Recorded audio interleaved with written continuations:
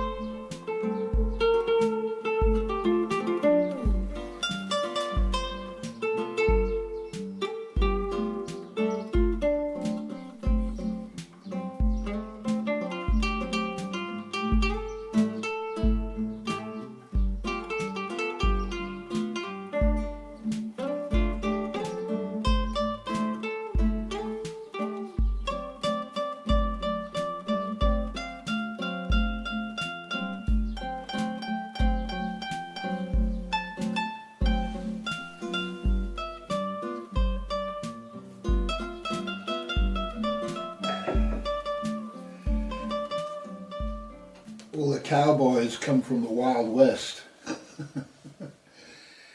These were the boys from Oberkochen. A little company in West Germany failed to create any kind of decent camera industry in West Germany. At the end of the Cold War, if you like, when they brought about German quote reunification. This was not a reunification in the 1990s. This was a absorption of the whole of East Germany into the mouths of the Western cowboys. Now, when this happened, the biggest company in East Germany was Carl Zeiss at Jena, and the state-owned company, conglomerate, if you like, of all the people working together to make technical computers, cameras, microscopes, astronomical instruments, planetariums, observatories, computer chip manufacturing, you name it, it was all being done from Carl Zeiss Jena, headed up by Carl Zeiss Jena, controlling the whole area, Dresden, everywhere. It was all done from there. And it employed in excess of 60,000 employees. It was a huge operation, and the little tiny thing in Oberkochen was nothing. And the Carl Zeiss Foundation had fought to keep their name, and the West had stolen their name. They created this, the cowboys had created a new company called Opton, and then they fought many court battles to steal the name Zeiss, which comes from Jena, and in fact the Carl Zeiss Foundation, its founding document says it can only be nowhere except Jena is this foundation got anything to do with. And they even went and got the foundation, created a new foundation, a fake foundation, got the court system, the fake court system in West Germany, which was a product of the globalists, to change the rules of the Carl Zeiss Foundation, so that to circumvent that it could only be in Jena, and then created a second Carl Zeiss Foundation and fought against the true ownership of the name, which is only associated with Jena, Carl Zeiss, Jena, Jena, Jena, Jena, Jena. The greatest of all optical manufacturers, starting to move into all these areas which it eventually became famous for as a global company. We don't know who they are, you know. As soon as you get rid of the name Carl out of the Zeiss, you don't know who they're talking about. You don't know whether this thing's made in Taiwan or China or Japan or America, or you don't know who they're talking about. And so if you've got a problem, let's say you've got a problem with the American war machine and you don't want to support American products, does that mean that you don't buy Zeiss products? You know, Zeiss, where is Zeiss? Zeiss is kind of lived in some kind of metaverse, some place with some idea of some guy that kind of like went mad, thought he was Carl Zeiss, created something called Zeiss, and tried to manufacture some fake universe that he and his fellow globalists all live in. And the people who actually made the stuff, they were living in Jena and the surrounding area, Dresden and places like this. And so when the West Germans engorged East Germany, at that moment the Carl Zeiss employees found themselves, 60,000 of them, and no head, because what they'd done is nobody could direct the operations of these 60,000 people. They're all just like twiddling their thumbs, whilst the cowboys in Oberkochen now argue and fight amongst themselves about how they're going to carve up Carl Zeiss Jena and steal it, you know, and what they're going to do with it. They're not interested in the people at all. And the entire Carl Zeiss Foundation is solely concerned with the welfare of the people who are working in the factory, 60,000 of them. And these people had to sit and wait and wait and wait and watch while everything fell apart, while all the orders were lost, all of the international sales were gone, and you know, they just had no way of looking after themselves, because they were now put into the hands of these fake Oberkochen people, the cowboys from the West, who were not even, they wouldn't even know how to operate a company, 60,000 employees, you know, they knew nothing about it. And so by it's hard to say who to accuse of this, one would say the political elites, but who are they controlled by? The globalists. The globalists had their sights set on just destroying whatever was in Jena and taking from it what it could use to further its own endeavours, if you like, to create its own idea of what a company might be, not to further the aims and ambitions of the workers in Jena. And so, in the end, I'm not going to go into the detail of it. I think you've got the picture. It's very hard to find the right picture. You know, you'll find that a lot of documentaries on YouTube will say the exact opposite of this.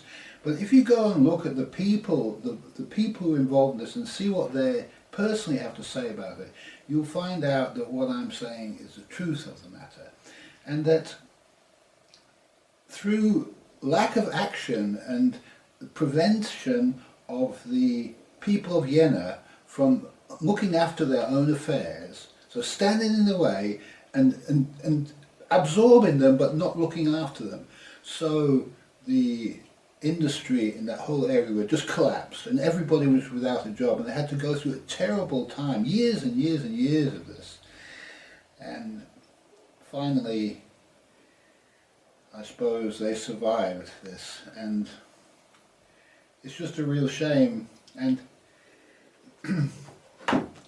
I did another video about this, about more in depth about the origins of it and how what was caused, but I didn't feel that I could put this up on YouTube because YouTube is owned by these people and it has a record, a very bad record of getting rid of videos and shutting videos down, and I can't afford my videos for the children of the future.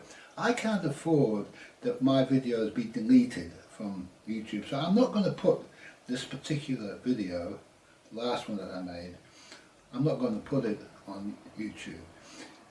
I'm going to put it on Rumble. And so later on in the video I will put on the place on Rumble where you can find this video, if you're interested in more detail about what went on in 1991. Okay, so that's about it really. That's the end of my documentary. I've enjoyed making it. I've become quite angry as I've studied it more and more to see the lies and deceptions that have been done and said about these hard-working, intelligent and superior craftsmen of this fine place, Jena, and its originator and father, Carl Zeiss, Ernest Abbe, Otto Schott, and many more who created the most wonderful, wonderful place. And even in this moment, the West Germans cannot escape the glory of Jena, because even though they stole their name and changed it from Carl Zeiss Jena after reunification to Meyer-Optik or something like that, I don't know what it was, some name just to get rid of it really. In actual fact it survived, and now they build new buildings in Jena as a sign of the incredible contribution these people have made to the entire world really in microscopy. I don't know how you say it, it's not a word I use generally. Microscopes, making microscope thingamajigs, yeah, and telescope thingies, sort of stuff. And anything to do with optics is really, you have to go to Jena for this. Jena is it's like if you go to Rome, you have to go to the Colosseum. If you go to Jena, you've got to go to the original Carl Zeiss works, where it was before they demolished it. The people in Oberkochen just demolished the whole building because it was an embarrassment to them, you know. It was kind of like, my God, there's our handiwork, look at it, it's this vacant buildings, everything, we better knock them down and sell. We got them for free so we can like develop the land and sell them for shopping centres. That's exactly what they did. I'll put a picture up of the shopping centre that now occupies the site of that Carl Zeiss works used to be. And I also put a picture up of the new building as a symbol of the greatness of Carl Zeiss Foundation, which in the end only has to be one, it only has to be Jena, it has to go back to Jena, it cannot be held anywhere else. It has to, its Western cowboy document has to be torn up, whatever it is, piece of rubbish, torn up, thrown into the Western desert, and the original, as written by Ernest Abbe, document needs to be reinstated and it needs to be honoured. And unless the West does that, unless these guys do that, then you know who the cowboys are and you know who the bad guys are. And that's all there is to it. It just needs honour and justice to be put back where it belongs. It should have been done in 1990. They should have allowed Carl Zeiss Jena to control everything. They should have shut down Oberkochen and put it all back to Jena. But you know, because it had been in East Germany, and because they didn't want to do that. They didn't want to do it. They just didn't want to do it. They wanted to shut down anything to do with the Russian and Eastern sphere of influence. And that is a real shame. That shows that people who are so thick-set in their ways that they have no love in their hearts. They're just completely full of hatred, and I don't know what the words are for it. It's terrible, really, that they might treat a whole people like this. And I call for some kind of monetary, what is the word for this? I don't know why, it's like restitution. You guys know what the word is. It's what happened in South Africa. There has to be some, after a Truth and Reconciliation investigation, there has to be some kind of that's the word, reparations need to be paid. Billions and billions and billions of dollars of reparations need to be paid by those powers that destroyed East Germany. And that's the end of this. And I hope that is the new beginning that East Germany can face one day, that they will be welcomed into the fold of some kind of proper global alliance where all countries are equal and are all represented perfectly and fully restored to their former glory. Thank you very much.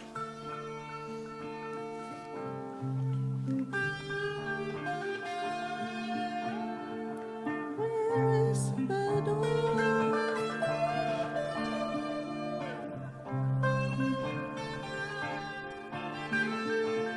Where is the door?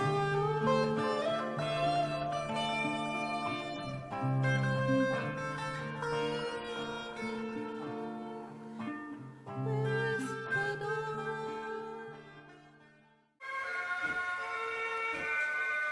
In den meisten der 18.000, die hier allmorgendlich zur Arbeit gehen, vereint sich oft schon von Generationen übernommene Meisterschaft mit hochentwickeltem Interesse an wissenschaftlichen Problemen. Wie Ernst A.B. voraussagt, ist dieser in einem Jahrhundert gewachsene Stamm von vielen tausend Fachkräften der unersetzliche Kraftquell des Werkes geworden.